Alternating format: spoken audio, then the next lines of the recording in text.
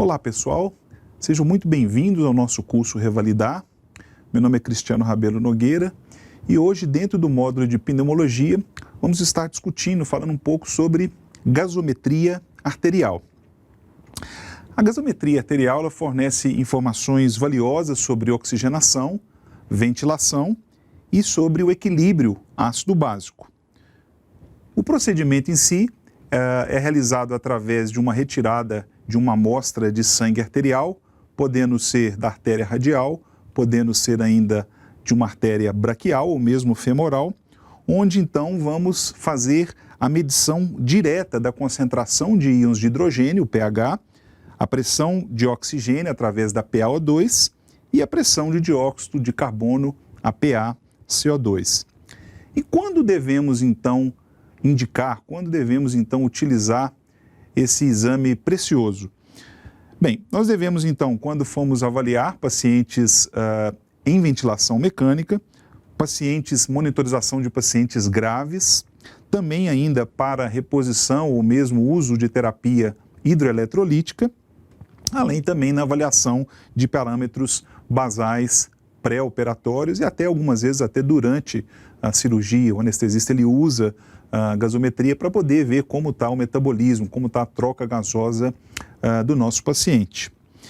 Os princípios básicos, nós usamos a equação de Henderson-Haussenbach, onde o pH ele vai ser mantido quando o pulmão ele manter uma concentração de dióxido de carbono, de CO2, e o rim manter uma concentração de bicarbonato, o HCO3. Então, dessa forma, quando ocorre, então, esse equilíbrio, o pH, então, ele é mantido. O equilíbrio entre os ácidos e bases dentro do nosso organismo depende de algumas reações. E essas correções, então, nos dão, então, o metabolismo normal, onde normalmente a concentração de H+, ela fica no fluido extracelular. E para neutralizar essa carga ácida e manter o pH, basicamente nós usamos três mecanismos. O primeiro seria a ação dos tampões do organismo, o segundo seria a regulação respiratória e o terceiro seria a regulação renal. A ação do tampão do organismo, basicamente nós temos quatro. O sistema de tampão ácido carbônico bicarbonato, corresponde aproximadamente a 45% da capacidade de tampão do nosso organismo. O sistema tampão fosfato, encontrado nos glóbulos vermelhos, células tubulares renais. Temos ainda o tampão de proteínas e, por último, o tampão da hemoglobina dos glóbulos vermelhos. A regulação respiratória, sempre que houver o acúmulo de dióxido de carbono, o mecanismo de ventilação tende a eliminar mais CO2 para manter o pH neutro. Então, sendo a redução do CO2 através do mecanismo de ventilação, reduz a frequência cardíaca e o CO2 acumula-se para recompor os valores normais e deixar, obviamente, o pH dentro da normalidade. Então, a PaCO2 ela é um indicador da capacidade de ventilação, sendo então controlada pelos pulmões. Quanto maior a hiperventilação, quanto maior o indivíduo liberar CO2, consequentemente os níveis de PaCO2 caem e, obviamente, então vai haver então a compensação do pH. E também vice-versa também. Dentro ainda da regulação metabólica, nós temos então um grupo de substâncias que ajudam a regular o pH. Essas substâncias estão contidas principalmente no sangue, no plasma, e o bicarbonato é o regulador metabólico. Dentro ainda da regulação metabólica, o excesso de íons hidrogênios livres, então o bicarbonato ele se liga ao H+, resultando então no ácido carbônico, que por sua vez então vai se decompor em CO2 e água. Então o CO2 então ele vai corresponder, equivaler ao mecanismo respiratório e a água vai ser eliminada pelos rins. Ainda dentro da regulação metabólica, o bicarbonato é um indicador da capacidade de regulação metabólica, sendo então controlada pelos rins. Então, se a quantidade de bicarbonato aumentar, temos uma redução na concentração de íons hidrogênio, consequentemente, um aumento do pH e um aumento também do bicarbonato. Então, uma relação direta. Então, a resposta compensadora frente aos problemas metabólicos são realmente feitos, então, através inicialmente do bicarbonato, e a compensação vai ser feita, então, pelos níveis de CO2. Ainda na regulação metabólica, conforme mostramos aí na equação abaixo, toda elevação de bicarbonato vai então haver uma tendência de neutralizar ácido, neutralizar então a concentração de íons de hidrogênio e com isso então gerar uma alcalose. E a redução do bicarbonato é exatamente o contrário, né? Ela neutraliza a alcalose e consequentemente vem gerar uma acidose. Bem, os ácidos no nosso organismo eles são importantes para o metabolismo celular das diversas vias e nós temos alguns ácidos importantes, como o ácido carbônico, derivado, como a gente viu anteriormente, da reação de CO2 e dos íons hidrogênio, né, mais oxigênio, os ácidos alimentares, o ácido lático e os cetoácidos. Esses são ácidos fixos do nosso organismo e também contribuem para a concentração de íons hidrogênio. Já as bases do nosso organismo, elas ajudam então no metabolismo celular e o bicarbonato derivado desse metabolismo nada mais é do que a combinação de CO2 e H2O. E temos também outras bases, como os fosfatos, proteínas e mesmo dentro da hemoglobina nós temos aí um sistema tampão.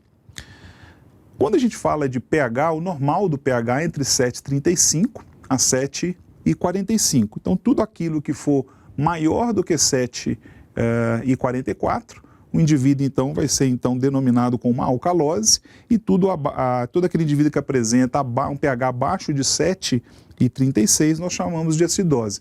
Lembrando que os seus extremos, então, pHs muito, muito altos e pHs muito, muito baixos são os extremos de vida e, consequentemente, incompatíveis, levando, então, à morte celular. Quando nós falamos de gasometria arterial, antes de iniciar a sua análise, antes de iniciar a sua interpretação, é muito importante conhecer quais são os principais valores de referência do pH, do PaO2, do PaCO2, do bicarbonato e do excesso de base. Nós chamamos de acidose respiratória aquele paciente que apresenta um pH menor do que 7,35 e uma PaCO2 maior do que 45 milímetros de mercúrio. Entre as diversas causas, as principais têm como mecanismo básico a hipoventilação. Então, depressão neurológica do sistema nervoso central, uso de algumas drogas depressoras do sistema nervoso, debilidade da musculatura respiratória, traumatismo torácico e até mesmo a distensão abdominal são uma das principais causas desse distúrbio. Já a alcalose respiratória, o pH é maior do que 7,35 e a PaCO2 menor do que 35. Como mecanismo básico de causa, nós temos a hiperventilação e nós poderemos citar resposta fisiológica à dor, ansiedade, medo, aumento da demanda metabólica através de processos como sepse ou mesmo febre, estimulantes respiratórios e lesões também do sistema nervoso central, além da própria hipoxemia. Já a acidose metabólica é caracterizada pelo pH menor do que 7,35, o bicarbonato menor do que 22 mEq por litro e a causa básica, o mecanismo principal seria o déficit de base ou o excesso de ácido. Bem, podemos citar como principais causas diarreias, fístulas intestinais, falha renal, cetoacidose diabética e mesmo a acidose lática. E a alcalose metabólica seria então aquele indivíduo que apresenta o pH maior do que 7,45, o bicarbonato maior do que 26 mEq por litro e como mecanismo principal causal nós poderíamos então citar o excesso de bases ou mesmo a perda de ácidos. Poderíamos citar o uso excessivo de bicarbonato, vômitos prolongados ou mesmo aspiração gástrica, além de uso de diuréticos. E como interpretar a gasometria? Quais seriam então os principais passos para a interpretação correta desse importante exame, usado muito na prática clínica? Então nós temos então esses 6 passos, eu vou tentar demonstrar os passos para vocês, cada um deles, e explicá-los qual é a importância. Então a primeira coisa é avaliar o pH. Então esse seria então o primeiro passo. Ele vai então nos mostrar se o indivíduo tem uma acidose ou se o indivíduo tem uma alcalose. Já o segundo passo seria a avaliação da PaCO2, da pressão parcial de dióxido de carbono. E o que ela vai nos mostrar, vai nos evidenciar de dados? Vai então indicar se o indivíduo tem ou não um distúrbio respiratório. O terceiro passo, nós devemos então avaliar o bicarbonato, onde, descartando então o componente respiratório através da PaCO2, o passo anterior, certamente então, se a gente conseguir descartar essa natureza, o indivíduo então apresenta um distúrbio metabólico. O quarto passo, nós então devemos avaliar então o excesso de bases, lembrando que valores menores do que 5, menores do que 10, acompanham de acidoses mais leves a moderadas e acidoses mais graves causam ainda uma queda ainda mais acentuada do base excess. Valores maiores do que 5 geralmente acompanham alcaloses mais leves a moderadas, enquanto valores maiores do que 10 geralmente nos levam a crer o uso excessivo do bicarbonato e ou outros agentes alcalinos. Bem, o quinto passo então seria avaliar a PaO2 e mesmo também a saturação, que é um dado importante fornecido pela gasometria, onde se a saturação, se a oxigenação desse paciente é satisfatória, vai estar então em níveis adequados. Abaixo de 80% de saturação já indica uma hipoxemia e índices menores de 78% a 76% pode já então indicar a presença de alterações no exame físico, como cianose de lábios, cianose de extremidades. Então são indivíduos que apresentam então baixíssima oxigenação e consequentemente alterações que podem ser até visíveis ao exame clínico. O sexto passo seria então avaliar o mecanismo de compensação. Então, o objetivo é saber se o pH ele vai ou não voltar à sua normalidade. A compensação respiratória de um distúrbio metabólico geralmente é uma compensação rápida, com alguns minutos para isso ocorrer. Já a compensação metabólica ou de um distúrbio respiratório, geralmente ela é mais lenta, leva algumas horas. E como acontece essa compensação? Então, o indivíduo então compensado, ele apresenta um pH normal, porém ele apresenta uma PaCO2 e um bicarbonato anormal. Já um indivíduo parcialmente compensado ou descompensado, ele apresenta um pH alterado.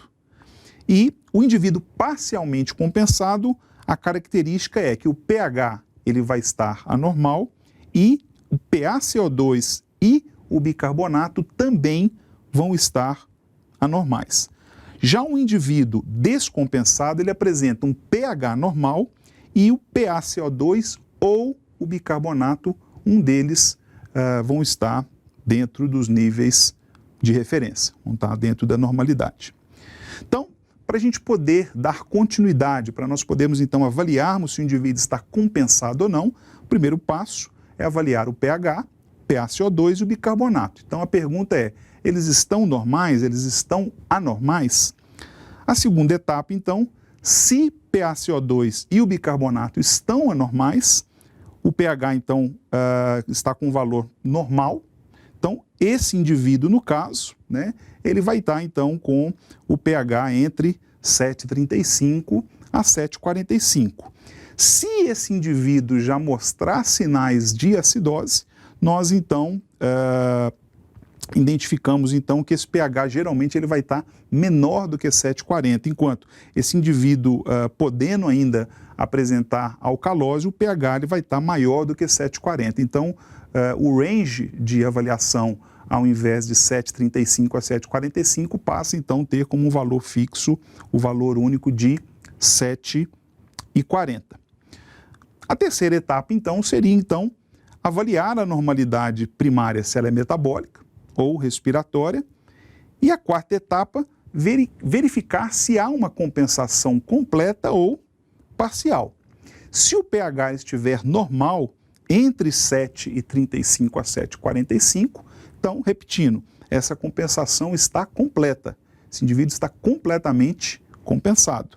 Já se o pH estiver menor do que 7,35 ou maior do que 7,45, existe então uma compensação parcial. Bem, trouxe 3 exemplos para vocês. Esse indivíduo, então, com pH de 7,37, um pH dentro da normalidade, mas o que acontece? O PaCO2 e o bicarbonato estão anormais. Então, isso fala a favor de um indivíduo, então, o quê? Com uma acidose respiratória e compensada. O segundo exemplo, nós temos aqui, então, um indivíduo com pH de 7,48, pH mais alcalino, e observamos ainda o quê? Uma PaCO2 e um bicarbonato elevados, uma PaCO2 de 50 e um bicarbonato de 34. Então, repetindo, o indivíduo tem um pH alterado, tem um pH mais alcalino, então é esse indivíduo, então, nós podemos avaliá-lo como alcalose metabólica parcialmente compensada. E por último, trouxe aqui esse indivíduo com um pH de 7,30, um pH mais acidótico, pH alterado, e ele apresenta ainda uma PaCO2 elevada de 52, com bicarbonato dentro da normalidade. Então esse indivíduo apresenta um pH normal, com uma PaCO2 ou o bicarbonato normal. Então, nesse caso, o bicarbonato está normal, então seria uma acidose respiratória descompensada. Bem, a minha sugestão para vocês é pegar, né, diversas gasometrias e começar a fazer o exercício, começar a fazer a prática. E nós temos ainda alguns outros critérios de correção, de compensação, que trouxe esse quadro para, na necessidade, vocês, se possível, utilizarem e, repetindo, né, fazerem realmente esse exercício, fazerem esse treinamento com diversas gasometrias para poder estar familiarizando, poder estar utilizando e praticando o uso aí da gasometria arterial como uma ferramenta de, sem dúvida nenhuma, muita importância dentro da nossa prática clínica, dentro da nossa prática diária. Bem, é um resumo, pessoal. Queria muito agradecer a vocês. Qualquer dúvida, estou à disposição e até o nosso próximo encontro.